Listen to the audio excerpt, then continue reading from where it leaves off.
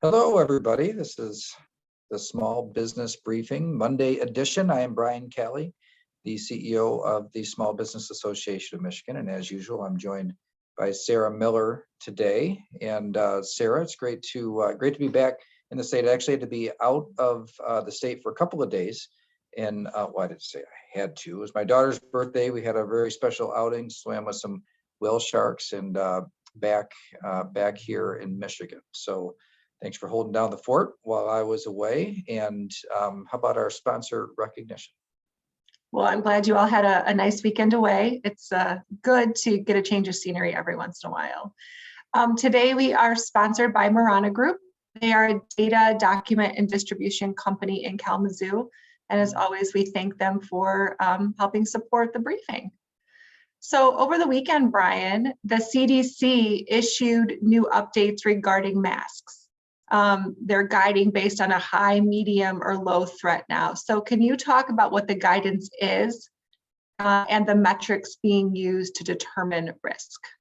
Pretty big shift in the way that the CDC is looking at things. Now, you might recall that we heard from the Department of Health and Human Services of the state of Michigan the week before last, saying that they were dropping their mask recommendation and for most indoor settings, and but the CDC was still separate. They had county by county, low, medium, and high risk, and then recommendations to go along with that. So in one kind of big transition, they've moved away from just looking at COVID transmission rates and instead looking at hospitalization rates as a heavier factor in determining what the risks are in any particular county. And so about 70% of the overall population of the United States moved from high risk into medium or low risk with this change. And so pretty big change. And what happens is now the CDC is no longer recommending masks for most indoor settings in those counties. So even though I know in the vast majority of places that those practices are behind us, this is a pretty big shift for the CDC to make that type of a move. Now, just for your information, though, there are 18 counties out of Michigan's 83 that would still be in the category where the CDC would recommend masks. That would be St. Clair, Sanilac, Clinton, Gratiot, Berrien, Cass, Van Buren, Mason, Grand Traverse, Bay, Aranac, Iosco, let's see, Ogama, Oscoda, Alcoma, Alpena, Menominee, and Luce. So 18 counties, the vast majority of Michigan moving into that lower medium risk. It actually is dropping everywhere.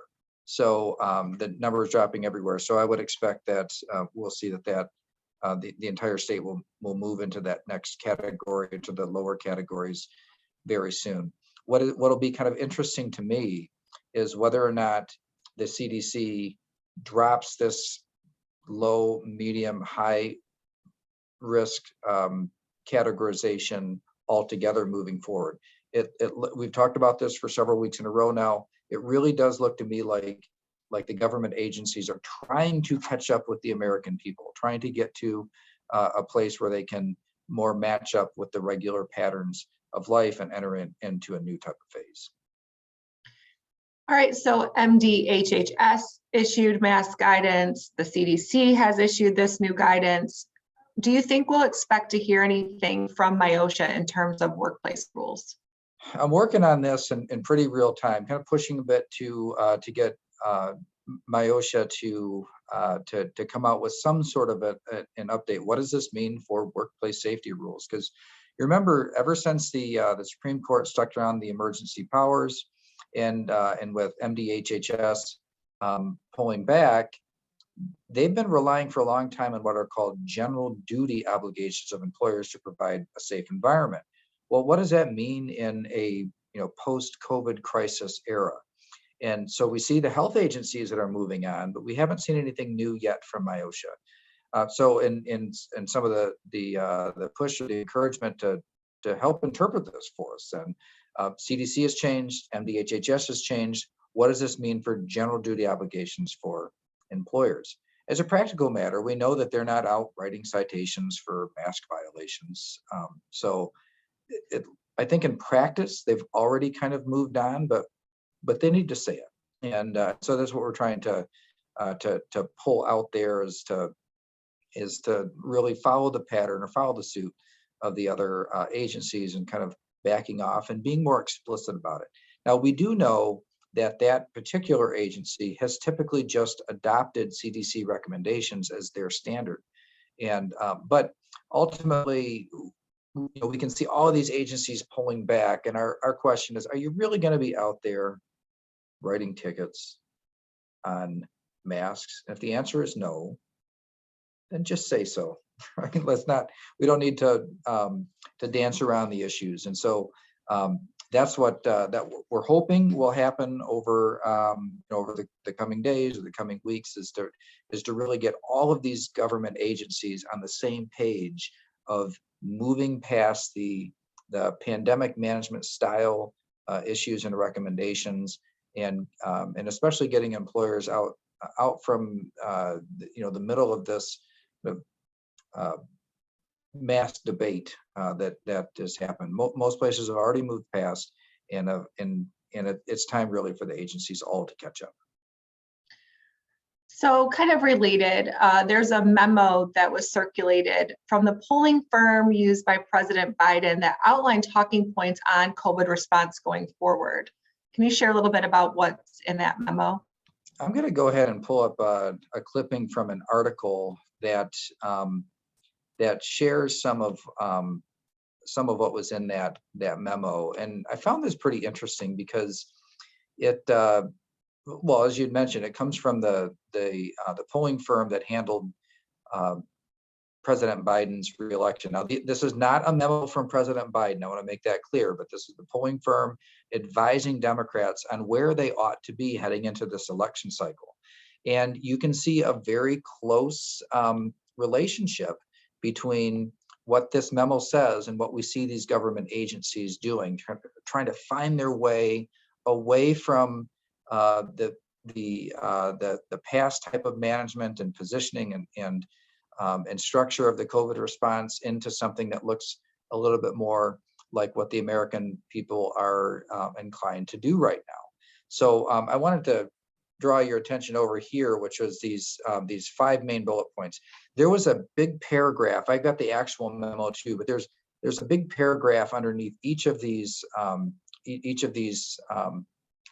bullet points. But first, declare the crisis phase of COVID over and push for feeling and acting more normal. So this is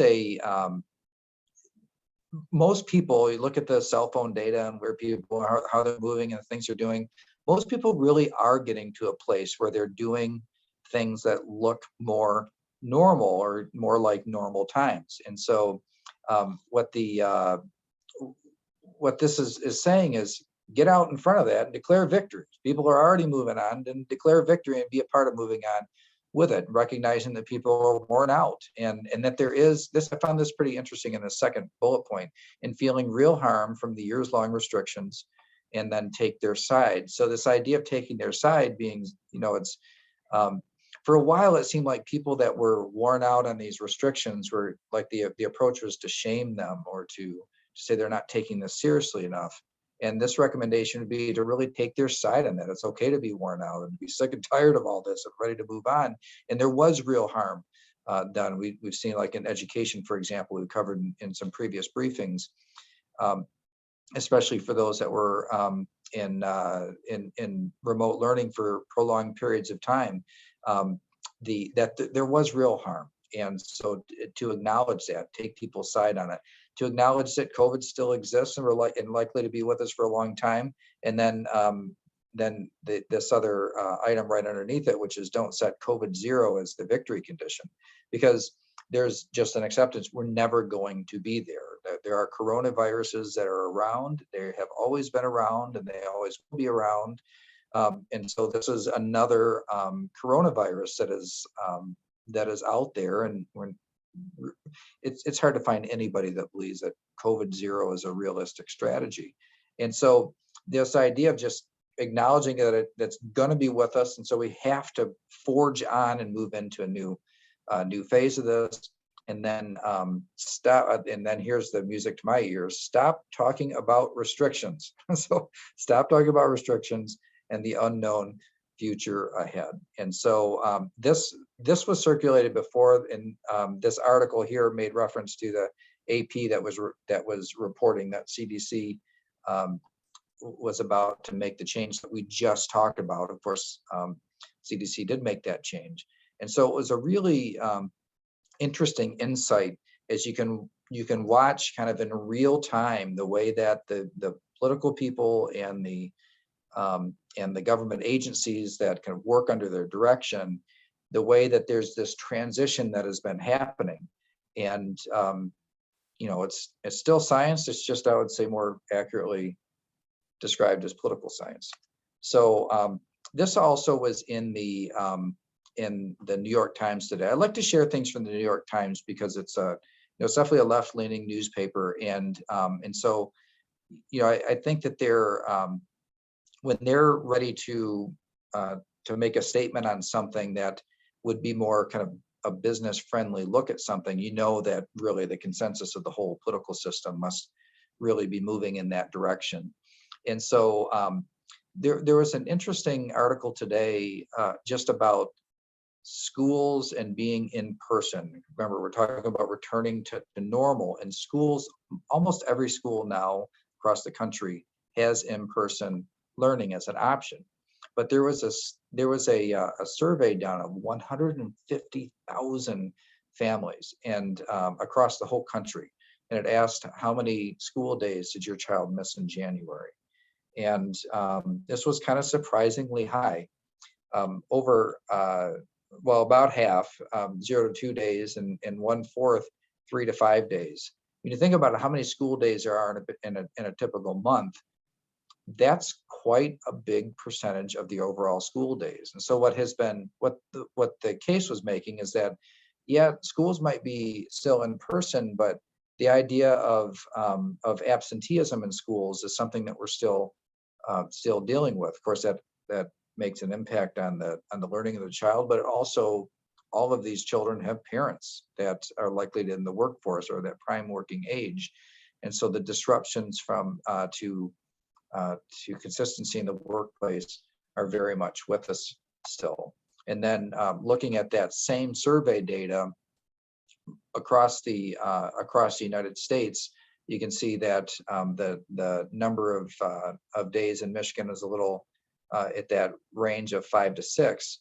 One of the few states that was up high in that range in terms of the average school days missed in a particular state. So you'll see Kentucky, New Mexico, and Delaware being others, Rhode Island as well, with higher numbers. But clearly, absenteeism in schools is something that we're still dealing with today, even though in-person schooling is offered. The idea of isolating classes or individual students or groups of students is still apparently pretty prevalent. And so hopefully as we move forward, we know when MDHHS changed their guidance and CDC changed their guidance, the public school where my kids go to have consistently, as soon as the government lets them or recommends they change things, they're kind of moving to those new recommendations.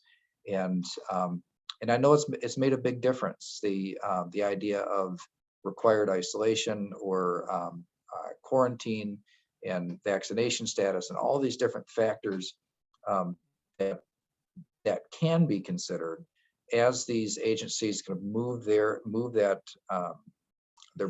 line of where the recommendations are. It can be awkward and difficult sometimes for officials to embrace those, to really let up, because we've kind of been living in this situation, the status quo, for a long time. But when I saw that memo and the way that it matched up with the way that the public health agencies and a lot of states and governors have been moving, it tells me that we really are actually turning a corner in terms of the pandemic response. Now, the president will be giving the State of the Union address coming up on March 1st, which is what, tomorrow. I think that you should expect something that sounds an awful lot like those points that I just said, where the president is likely to declare victory and over the crisis phase of the pandemic, to recognize that that restrictions and things caused harm, and to thank people for putting up with it, and then to move forward in something that looks and feels more normal. And so it'll be a big week in laying that out. Now, naturally, everything happening in Ukraine and Russia and all the turmoil across the globe, and especially in Europe right now, it's obviously going to be displaced in terms of its prominence in that speech, but still, I would fully expect that you will see a noticeable shift in the way that the president is addressing this and trying to help move really the whole political party that he's a part of more toward something that I'll say reading the room of Americans and saying, okay, we need to move closer to where people are at today. Well, I know last week we talked about Data Monday and covering our, the statistics, taking kind of a backseat. But since we're talking about COVID and we're talking about the numbers, let's go ahead and talk Data Monday now before we move on to other topics. Yeah, I'll just go right back to that, to the slideshow, and moving on. This is the heat map for the country. So you see, Michigan, we'll see it on the line graph in a minute. Michigan is clearly not a hot spot anymore. Still some around the country, but the nation as a whole is clearly declined a lot. Here's the United States over the last, just the COVID positives over the last 90 days. And you'll see it's basically back to where it was in December of last year. So before that, this big Omicron and partial Delta, mainly Omicron wave was in full effect. And hospitalizations and ICUs. This is something I wanted to point out, just because I don't think maybe this has been appreciated enough, that Omicron was less deadly than previous variants, and you can look at hospitalization and say, yeah, but hospitalizations got just as high. But look at ICUs. ICUs did not go up as much, and remember that most states never figured out a way to separate out hospitalized with COVID and hospitalized from COVID. So when you're hospitalized, you get tested for COVID. And even if you're not there for that, you still get counted in this big wave here.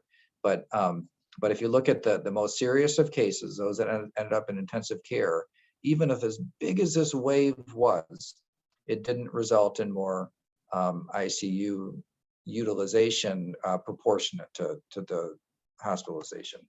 Looking at Michigan overall, you'll see our numbers are fairly similar. It's a more awkward looking graph, but you see the numbers had dropped down just as quickly as they went up, and now back at a place like we were last fall. So it's a huge drop. To put this kind of in context, this is about a 92% drop in from the high. So that's a pretty big and pretty impressive decline in cases in a very, very short period of time. Looking at our hospitalization and ICU usage over the same time period, you see our ICUs here actually did go up a little bit more than the nation as a whole looked, but nowhere near as high as the overall hospitalization numbers, of course.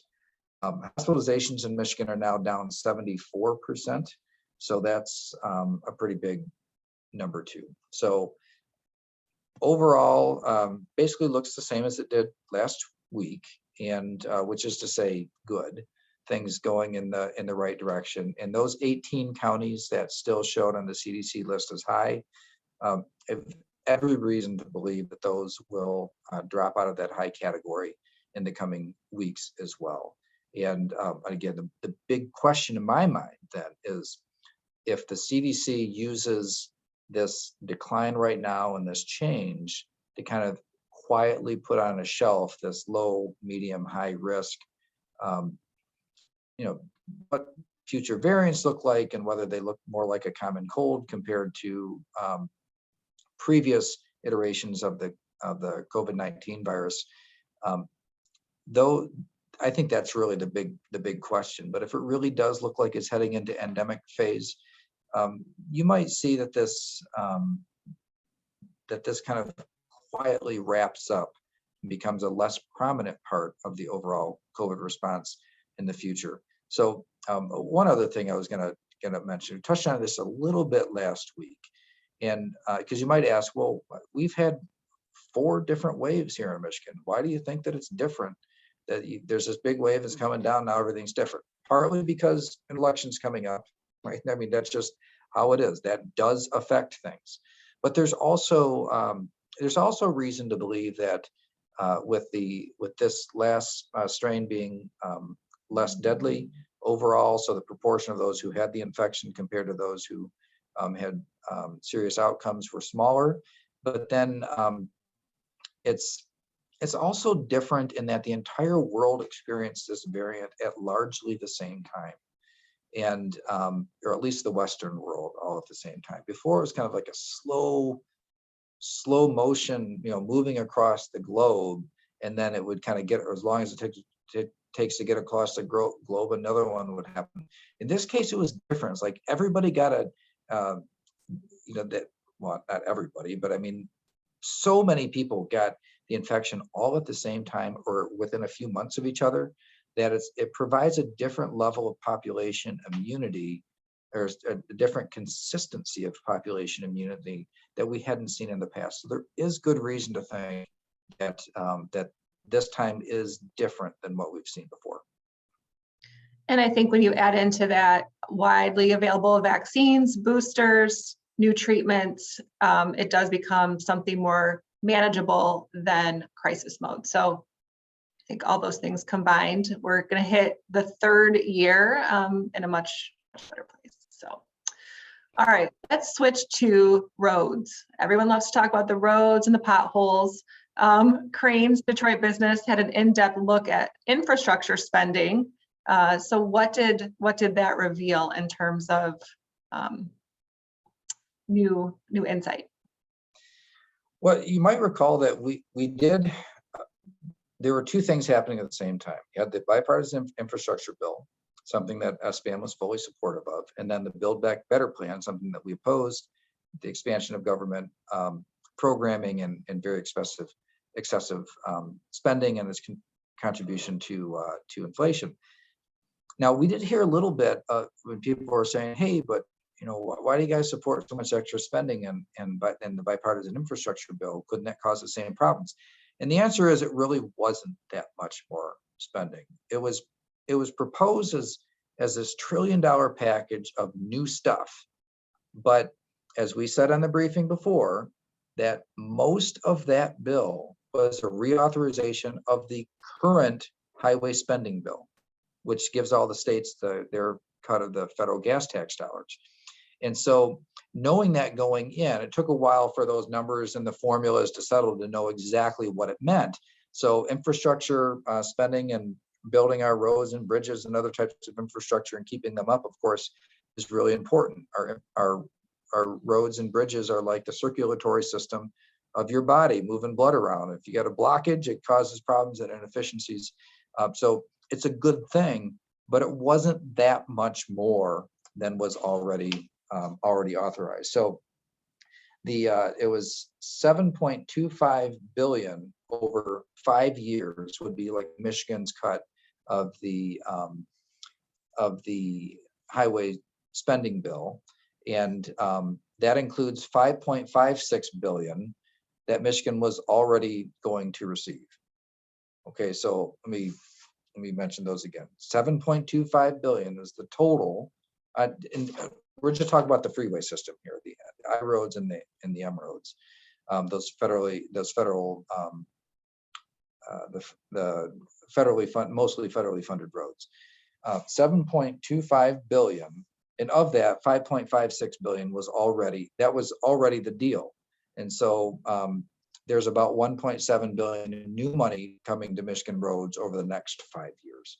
So when you consider that we spend over 5 billion a year on roads now, when you add whatever that comes out to be, $300 to $400 million more a year, it's not nothing. $340 million more a year, it's not nothing. It's good. It'd be very helpful, but it's not that much more. So you shouldn't expect some sort of water. You got the bipartisan infrastructure bill passed, so there's a watershed moment where everything changes. It won't be like that. It'll be consistency, and at least for the next 5 years, it will be somewhat higher than what we would have otherwise received. So, but of course, it can't come soon enough. Look across the landscape right now. We are entering now into pothole season, and that's always a teeth shattering and chattering experience for all of us. Just the Michigan weather wreaks havoc on our roads in this freeze-thaw cycle that we're about to enter into. So helpful, but maybe not as big as it was billed to originally be.